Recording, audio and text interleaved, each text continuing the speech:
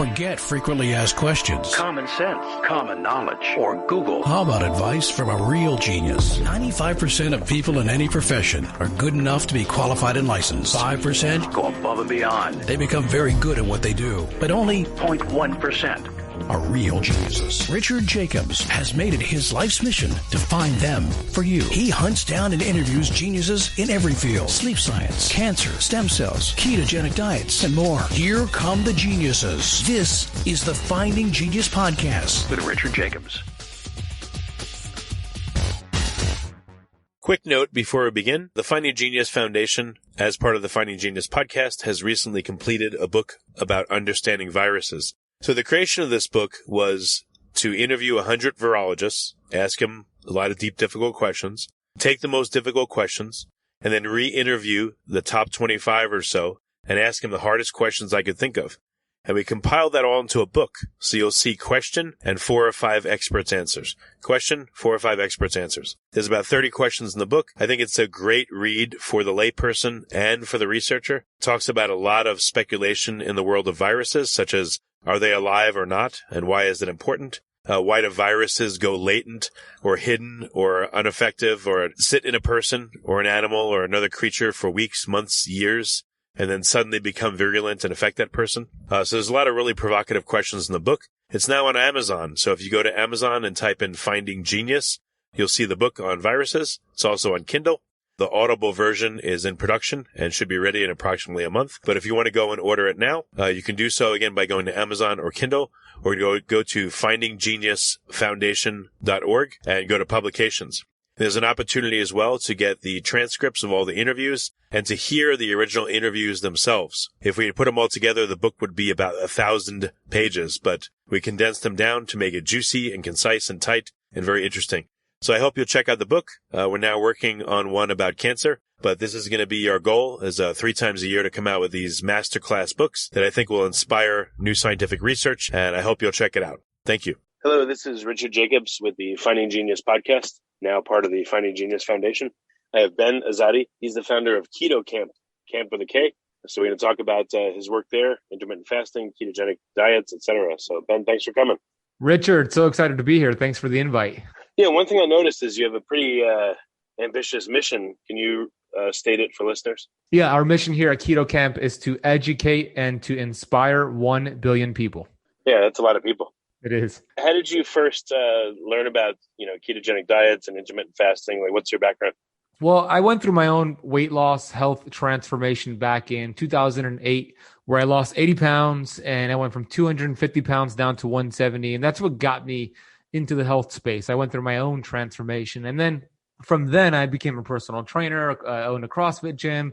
Then I got certified as a health coach. So I lost the weight, but I wasn't necessarily healthy. I was one of those fit, sick people. So it wasn't until 2013 where I felt like I just didn't feel that great. I was lean, I had 6-pack abs, but I didn't feel that great. I had some digestive issues. So I was actually a vegan at that time for a year and a half. And then I came across some of the research on ketosis and intermittent fasting, and it really intrigued me.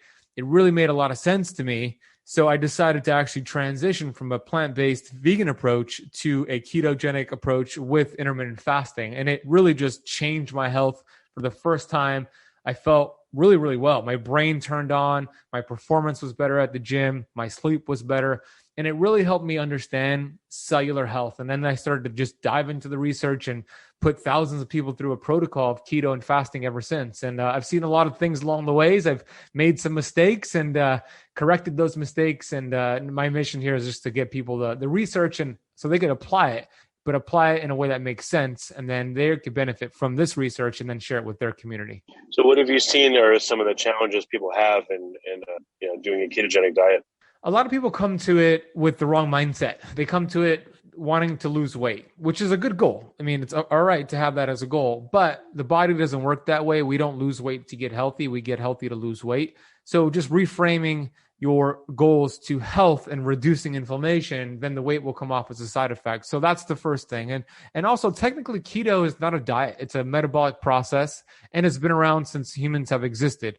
Every single one of our ancestors went into ketosis. They did keto because their environment forced them to do so.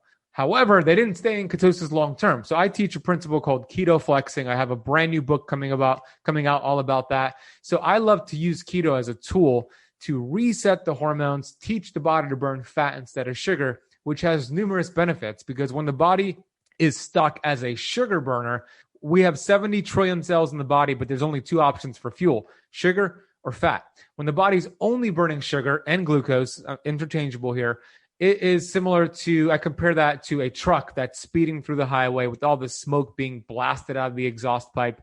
That truck, not healthy for the surrounding environment. When your cells are stuck as sugar burners, it creates a lot of byproducts, not healthy for your cellular environment. But when you could teach the body and the cells to transition and burn fat and produce ketones, that's like a Tesla cruising through the streets, much cleaner source of energy, much better for your cells. So understanding that and then using it as a tool to flex in and out of ketosis is a great way to achieve long-term results, because it makes it very sustainable. Well, for someone on a standard American diet, I know they're getting plenty of sugar, carbs, etc. I would guess they're also getting fat. So do you think their bodies are not using the fat at all, or storing it all, or they're using just little bits of it? And, a ketogenic lifestyle, you use predominantly fat. Correct. But the difference is on keto, you're taking out the carbs. So the body will prioritize glucose when it has glucose or fat. The reason is because glucose is a toxic fuel source. So the body wants to get rid of that first. So you're right, Richard. The standard American diet, the stupid American diet really, is high fat. Well, actually, it's high carbs, also high fat, processed fats, and some protein. And they're getting plenty of fat, but the problem is their glucose is high, and the body is prioritizing that because that's a toxic fuel source. So keto is technically not about eating a whole bunch of fat. It's really about bringing your carbs low enough so your body could tap into its own fat stores, and that's what it's really about. So what are some of the sticking points people have when they try the ketogenic diet and they try to adapt to this new lifestyle? The first is they go at it too fast, too soon. A lot of people have that cold turkey mentality, and I'm kind of like that myself. But if you are eating a standard American diet and the average American is eating around 300 grams of carbs per day, and you just decide to go and do keto tomorrow, that's going to look ugly. When you drop your carbs from 300 grams a day to below 50 a day, that'll have an effect that you wouldn't just run a marathon without training. So the mistake I see is people just go right into it. I recommend not doing that. I recommend actually gradually decreasing the carbs while you increase your protein and fat, and then just stick with 3 meals a day. And then eventually, as you drop your carbs below 50 grams, you'll be in ketosis and you could bypass things like the keto flu, brain fog, some symptoms that people might experience in the beginning. Also, electrolytes are very important, especially in the beginning, because when you're eating a lot of carbs, you're retaining water. You're producing more insulin that retains water. So you feel bloated, you look bloated, and you just don't feel good. But when you go into keto and you start lowering your carbs, all of a sudden you have less insulin. So the body and the kidneys specifically release a lot of excess water weight, which is terrific because you will look lighter and feel lighter and feel less bloated. But the kidneys also will have what I call an electrolyte dumping. It'll lose a lot of the electrolytes. So it's important to be really diligent, especially those first 14 days, with replenishing your minerals and your electrolytes, getting in quality sea salt, maybe taking a mineral supplement. That can make a big difference. And then I'll just add one more there. A lot of people who do keto, they technically get into ketosis, but they're not healing their body, and they're actually harming their body worse than sugar, because they actually consume bad inflammatory fats. Not all fats are created equal. You could go on a ketogenic approach and actually hurt your body worse than eating sugar, because these bad fats, like the vegetable oils, industrial seed oils, they create a lot of inflammation in your body, worse than sugar. I've read some research that it could create inflammation around the cell membrane for 6 to 12 months. So I recommend eating clean fats like avocado oils, olive oil, grass-fed butter, grass-fed beef, clean meats. This is going to be much healing to the body. So you'll get into ketosis and at the same time reduce inflammation. Yeah, when I was on a ketogenic diet for about a year, when I first tried it, I was like ravenously hungry. I was eating what I thought was like tons of protein and fat, and I would still be like starving 20 minutes later. Yeah. So it took a while to get used to. It was like, oh my God, how much can I eat? It was crazy. I've seen that before. So you're saying, reduce carbs, but reduce them slowly, and then you won't have a lot of these side effects and problems with ketosis, right? Before we continue, I've been personally funding the Finding Genius podcast for 4.5 years now, which has led to 2,700 plus interviews of clinicians, researchers, scientists, CEOs and other amazing people who are working to advance science and improve our lives and our world. Even though this podcast gets 100,000 plus downloads a month, we need your help to reach hundreds of thousands more worldwide. Please visit FindingGeniusPodcast.com and click on Support Us. We have 3 levels of membership from $10 to $49 a month, including perks such as the ability to see ahead in our interview calendar and ask questions of upcoming guests, transcripts of podcasts you're interested in, the ability to request specific topics or guests, and more. Visit FindingGeniusPodcast.com and click Support Us today. Now back to the show. Correct. And at the same time, you increase your fat. Protein could really help, especially like for what you just shared, Richard. Eating plenty of protein. Okay. Protein is unique because it activates satiety hormones, so cholecystokinin, leptin, peptide YY, helps you feel full. So increasing the protein can make a big difference with the feeling of being hungry. But once you transition and you get fat adapted, your body now has this metabolic flexibility to then tap into your fat stores for fuel. So you're technically getting energy from your fat stores and you don't feel hungry. And then that's actually when I start pairing something like intermittent fasting, which go hand in hand with keto. I love fasting, but I don't recommend it right off the bat. I recommend first doing keto for about 14 days and then pairing fasting secondly. I also noticed when I did keto, sometimes the meals, like, I guess they would have too much fat in them. And I was like, oh, it was hard to process it. Do you recommend people take like ox bile or other digestive enzymes to help them through the initial stages or as needed? I do. I like bitters. Bitters are good for the liver because the problem is this: a lot of people, they start to increase their fats, but then they lack the proper bile production to break down the fats. And the liver produces bile. Bile is very important. Its job has many jobs. One of the jobs is to actually act like a detergent to break down fat-soluble vitamins that you're eating on keto. It also has a detoxification effect. But a lot of people, they've beat up their liver over their lives with alcohol, medication, processed carbohydrates. So now they produce sluggish bile. So the solution is, you could take an ox bile supplement. I like that. You could also take, just eat more bitters. Bitter will support the liver. So arugula would be great. Dandelion greens, dandelion tea, ginger tea, apple cider vinegar, lemons and limes. Even organic coffee has a good effect for the liver. So bile is going to be important. And I do think it's a good idea as a backup plan to just take a couple of digestive enzymes with ox bile before the keto meals. Where do you see people get stuck in addition? You said they'll go too hard, too fast. When do they tend to fall out of the ketogenic diet? When do they tend to have problems and why? Usually the people who give up early are the people who are focusing on the number on the scale. So I recommend don't focus on weight loss. I said it earlier. Focus instead on cellular health and reducing inflammation. And the weight will come off as a side effect. So the people who focus on the scale, they're looking at their scale. I'm only down 2 pounds. I'm stuck on the same weight. It's going to lead you to frustration. So focus on non-scale victories. Maybe get a baseline of lab work done. Look at inflammatory markers, like at your thyroid health. And then in about 60 days, get the same lab work done. That's a great thing to look at. But also, how do your clothes fit? How are your energy levels? Is your skin better? Is your sleep better? I recommend taking some measurements, getting some body fat done.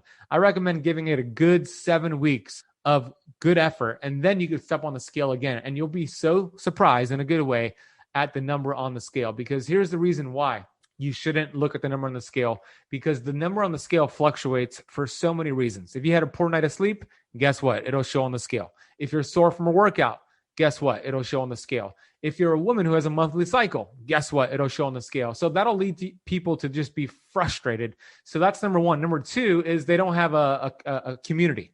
A community is so important when you become our environment. So they have people in their lives telling them, hey, you're going to have a heart attack from keto. You're going to starve yourself from fasting. And they have all these naysayers and haters, and then it just breaks them. So it's important to have a community. It could be online or it could be in person, but have people who support this new healthy lifestyle. So those are the two things I see really steer people off track. Do you think people should become and stay keto adapted forever, or should they cycle off the way of eating and do other things instead? I recommend we don't stay in ketosis for too long. I see 4 problems with that I outline in my book. So what I teach is 60 days of being in ketosis. And then we practice what I call keto flexing, which we intentionally get out of ketosis. So that's going to be beneficial in many ways. And number one, it could actually help with fat loss because it reminds the body that it's not starving when you have a day where you flex out of ketosis. It's also sustainable. You could enjoy yourself. You could go to your events. You could go to your parties. It also supports the thyroid because when you have a higher carb day, a healthy carb day, what I call a keto flex day, you do get some insulin spikes, but that could be supportive for the thyroid. We need insulin to convert T4 inactive thyroid to T3. So that could help with that. And then, it's beneficial to flex in and out. I don't recommend long-term strict ketosis. That could actually lead to problems. If you like this podcast, please click the link in the description to subscribe and review us on iTunes. Oh, you just said you need insulin to convert T4 to T3? Correct. It's part of that conversion. Huh. Well, it's interesting to me because I, lost my thyroid to thyroid cancer. So I take Synthroid T4 and they tell you to take it on an empty stomach, but your insulin would be low at that point. So it's interesting. I wonder if you take it at a point where your insulin is higher, if it would be too much for you or, what it would do. The thought just crossed my mind. Yeah, it's a good question. Insulin, the liver, the kidneys have a process in that do help that conversion, right? And it's important to make sure it is converting because T4 is inactive. The body can't really use it, but T3, it needs to get activated to T3 where the cells could then use it. Every cell has a receptor site for T3 and the thyroid hormone is very important. So yes, that's a good question. I don't know the answer to that question. I would say hypothetically, having insulin around when you take T4 should help that conversion, but I'm just guessing. Yeah, I don't think anyone's really looked into it. It just, the fact jumped out at me when you said that. That's why I had to ask. So. Yeah, it's a great question. Okay. So you said you'll bring in intermittent fasting, I guess after about 14 days of what? Of not just going gently into keto, but adapted and being full keto. Then you'd talk about intermittent fasting? Yeah, exactly. So, and I do recommend checking glucose and ketones just to verify that you are in ketosis. And if you hit, there's 3 ways to test ketones. There is breath, blood, and urine, because each different way to test looks at the 3 different types of ketones. There's 3 different types that we know. There's acetone, which is in the breath.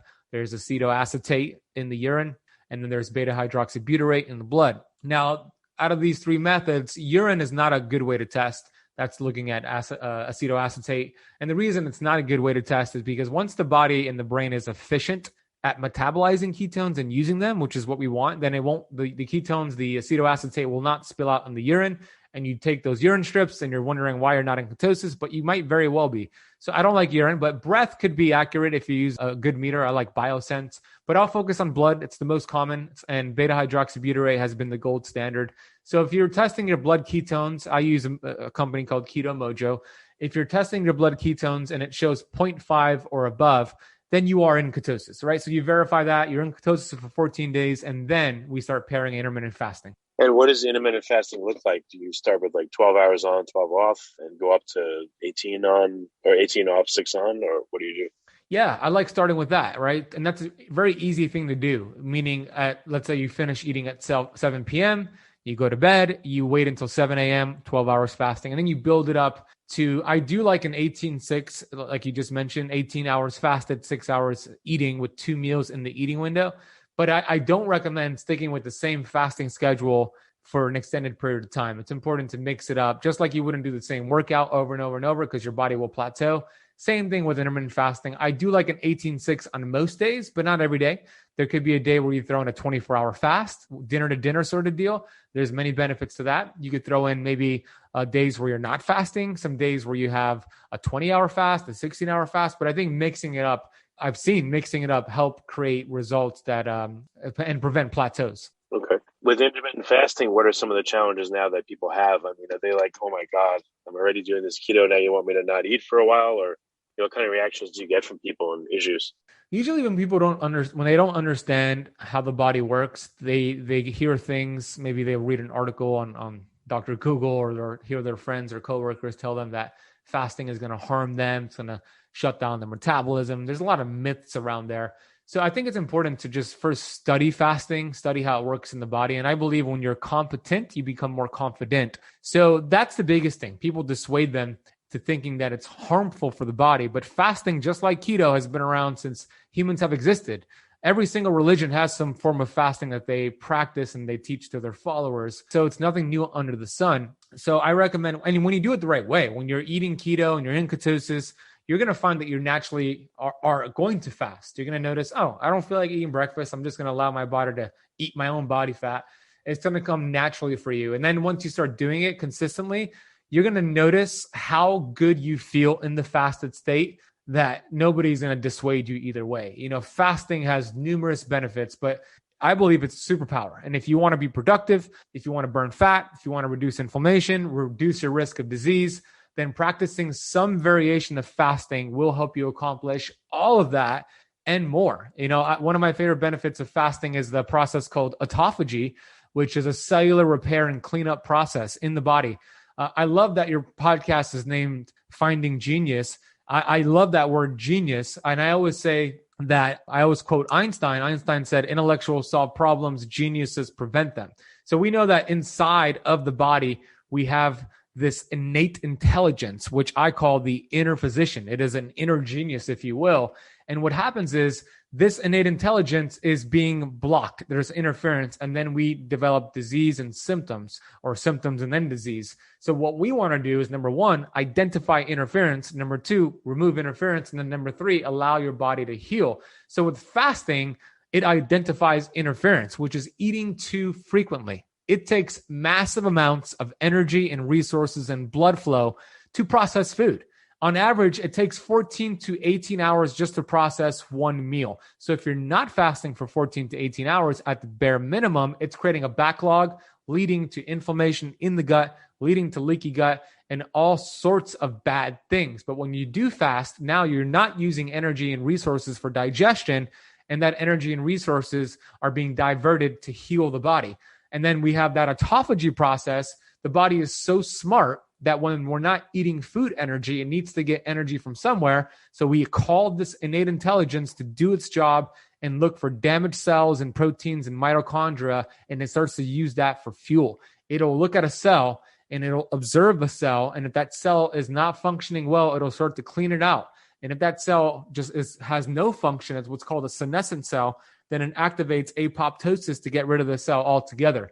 All of this is happening during a fast. We're not even thinking about it. We're just crushing our day. So I love keto and then I love fasting. They go hand in hand. But what challenges do you see people have? Do they have problems at the 12-hour window, or is it really when they get into 16, 18? 12 hours is very easy. 16 and 18, a challenge could be the two challenges I've seen is they are not getting enough electrolytes during the window. So they could get a headache. They could just not feel good. So making sure you're getting your water and electrolytes. And then secondly, there could be a toxicity thing going on. A lot of people who store, people who are mostly overweight have more toxins in their body because toxins are stored in fat. So what happens is during a fast, your body starts to shrink fat cells and release fat cells, which is great. But what gets released with it could be toxin. So those toxins could get dumped into the bloodstream, but the body can't burn toxins. So you end up feeling like crap. So taking binders could help.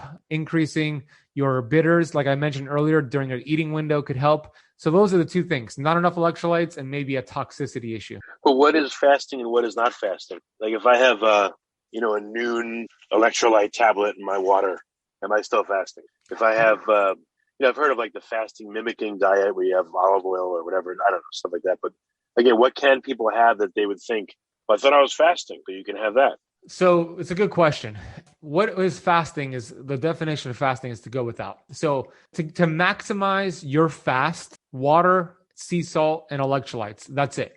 Now the electrolytes it's not breaking your fast unless it has some sweeteners in it. Then it could start the digestive process and you might get a little bit less gut healing. So water, sea salt, electrolytes, that is how you maximize a fast. Now there are other variations. They're called partial fast.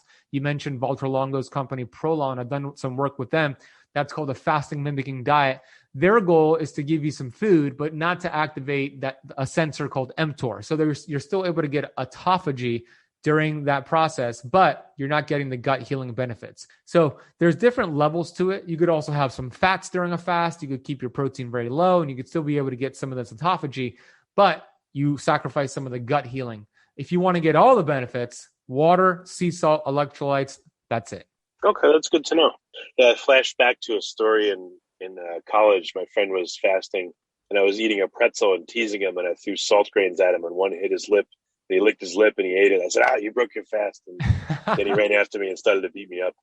So actually, you helped him. Well, that makes it a bit easier that you can have, electrolytes, and you should when you're fasting. Because, I've tried it, and I'm usually good to like the 14-hour mark, sometimes 16, but, going 18 is I just don't feel very well. So I'm going to have to try that and see if that carries me through easier. It should help. Yeah, it should absolutely help. Yeah. Do you ever recommend like multi-day fasts, or is that just not necessary? I do recommend it. I do recommend, understanding what to look for and some signs. But yeah, there's many benefits. I've done a 5-day water fast before. The reason I like it, maybe once per year, the reason I like it is because you get this maximum autophagy effect, which I already explained a little bit what autophagy is. There was a great researcher out there. There is a great researcher out there. His name is Dr. Thomas Seyfried. He is an oncologist from Boston College. He wrote the book Cancer as a Metabolic Disease. He's been quoted as saying, if you completed a 7-day water-only fast once per year, you would reduce your risk of any cancer by 95%. And that's because of this maximum autophagy process. He's literally seen tumors shrink before his eyes when they achieve this maximum autophagy. And you can measure it with glucose and ketones. And what you do during your fast, your block fast, which is 3 or more days, you take your blood glucose, divide that number by 18, write it down, and then take your blood ketones. And if you get a 1-to-1 ratio or higher, you're in this maximum autophagy state. So I like that. I love seeing the data. I love being able to do that. I do recommend that. But I also recommend maybe working with somebody who could guide you through it and knowing what you're doing and build up to that with some shorter fasts. But yes, I do see the benefit of doing a block fast. Okay. So knowing all you know now and having worked with a whole bunch of people, what kind of tweaks or changes to the program are you making or are you going to make in the future? Yeah, focusing on other things other than keto and fasting, the fundamentals of health, how our thoughts actually influence our health. It's important to really dive deep into the conscious awareness of our thoughts. Also, sleep. Sleep is so important. If I can't get you to sleep, I can't get keto to work for you or fasting to work for you or exercise to work for you or anything to work for you. So really building a strong foundation. I want to focus more on that, quality sleep, positive thoughts, affirmations, gratitude, love. I know those are not sexy topics, but once you start really mastering that, the keto, the fasting, the exercise, the supplements, all upgrade. So that's an area that I'd like to dive even deeper into. I have dove into it before, but I want to do more because our thoughts really do influence our health and our future. So really building a strong foundation is key for any nutritional program that you follow. Okay. And how can people find out about your program? Where can they go? I have an online program called the Keto Kamp Academy. It is, I believe, the world's greatest keto and fasting program. It's a complete step-by-step system. I also offer coaching in there. So if you go to ketokampacademy.com, camp with the K, like you mentioned earlier, ketokampacademy.com, you can learn more about that program. And I'd love to teach you what I know and hold your hand and guide you throughout the way. Okay, very good. Well, Ben, thank you for coming on the podcast. I appreciate it. Thank you for the awesome conversation, Richard. If you like this podcast, please click the link in the description to subscribe and review us on iTunes. You've been listening to the Finding Genius podcast with Richard Jacobs. If you like what you hear, be sure to review and subscribe to the Finding Genius podcast on iTunes or wherever you listen to podcasts. And want to be smarter than everybody else? Become a premium member at findinggeniuspodcast.com. This podcast is for information only. No advice of any kind is being given. Any action you take or don't take as a result of listening is your sole responsibility. Consult professionals when advice is needed.